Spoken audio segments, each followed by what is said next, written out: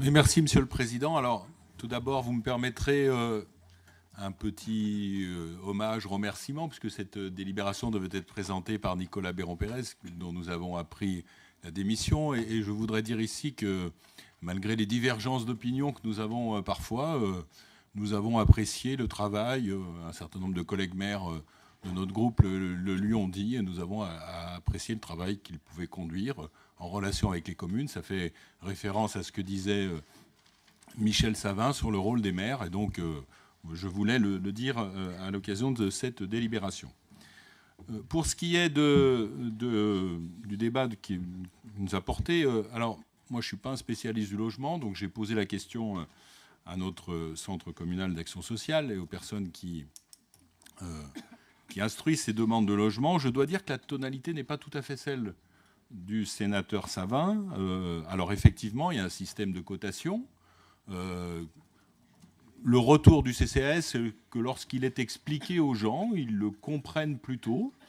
L'une des craintes, c'était que ça allonge le délai de procédure et de l'avis même de notre CCAS. Alors je ne dis pas, c'est peut-être différent selon si les communes ont un CCAS important avec des personnels ou les petites communes, mais pour notre CCAS, ça n'a pas entraîné de délai plus long dans le traitement des demandes. Et donc ce système de cotation est finalement jugé plutôt bénéfique parce qu'il instaure quand même, alors même s'il y a probablement des biais, et si on peut toujours dire tel ou tel critère, etc., mais au moins il y a une forme d'équité qui n'existait peut-être pas avant.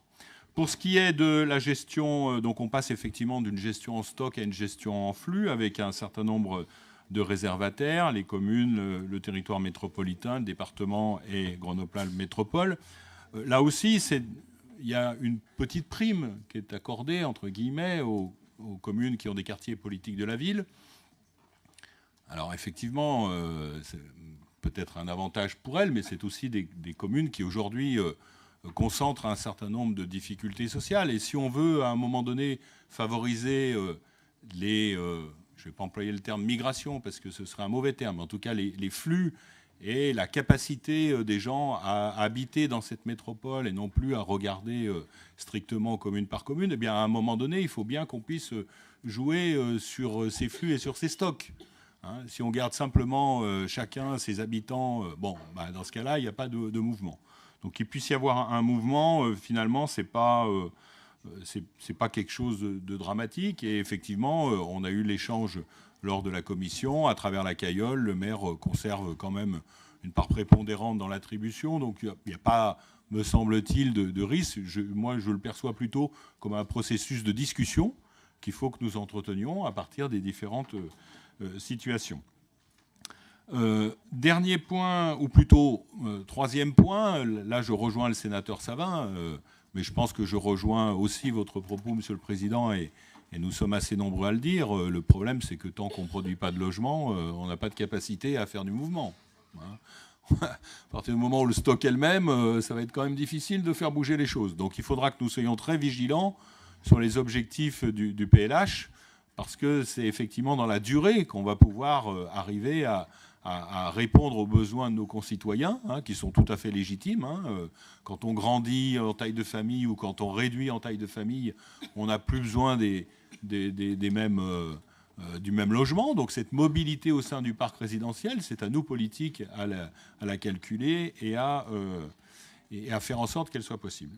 Et enfin, un petit point d'alerte, je sais que ça pourrait relancer un débat, mais je trouve quand même assez caustique et inquiétant, d'ailleurs, caustique n'est pas le bon mot, inquiétant, au regard du débat que nous avons eu, je crois que c'était lors du dernier Conseil métropolitain, que parmi les deux bailleurs qui n'aient pas accepté de mettre une partie de leur stock, enfin de le mettre au service de la métropole.